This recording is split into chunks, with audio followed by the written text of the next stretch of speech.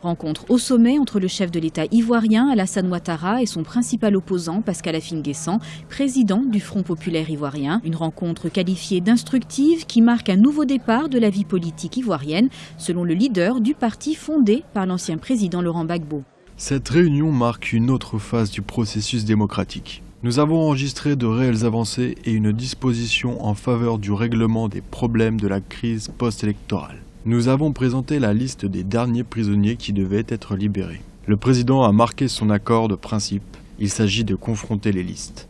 Le Front populaire ivoirien, qui chiffre à 300 les prisonniers de la crise post-électorale, devrait ainsi confronter sa liste des personnes détenues avec celle du gouvernement, qui évoque entre 140 et 150 prisonniers. Autre point abordé lors de cet entretien, qui a duré 3 heures au palais présidentiel d'Abidjan, le dégel des comptes, la reconduction du financement des partis politiques de l'opposition dans l'attente des législatives et une meilleure représentation des Ivoiriens à l'Assemblée nationale. C'est un renforcement de la normalisation de la vie politique.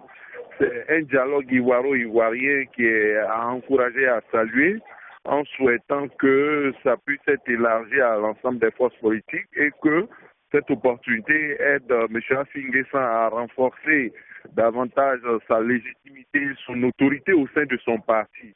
Je pense que fort de l'appui institutionnel, et aussi de la bonne volonté du gouvernement, il pourra porter l'essentiel des revendications aussi de ces contradicteurs et de ces défacteurs dans le FPI. Si vous dites nous voulons que les prisonniers soient libérés, nous voulons que les comptes soient dégelés, nous voulons que les exilés rentrent, nous voulons que Laurent Gbagbo soit libéré, si M. Affi-N'Guessan arrive à résoudre l'essentiel de ces problèmes-là, je pense qu'on cessera de dire qu'il est à la solde de Ouattara. On comprendra que c'est une stratégie qu'il a adoptée et qu'il faut faire la politique sans ressentiment, sans haine, en essayant d'obtenir des résultats, en espérant que ce sera suivi de résultats concrets et positifs de la part du gouvernement qui prendra en compte les revendications et les préoccupations formulées. Pascal Affi-N'Guessan n'a jamais caché sa volonté de s'investir dans le jeu politique ivoirien, une ambition qui lui a valu de nombreuses inimitiés au sein de son parti, le FPI, principale formation d'opposition ivoirienne,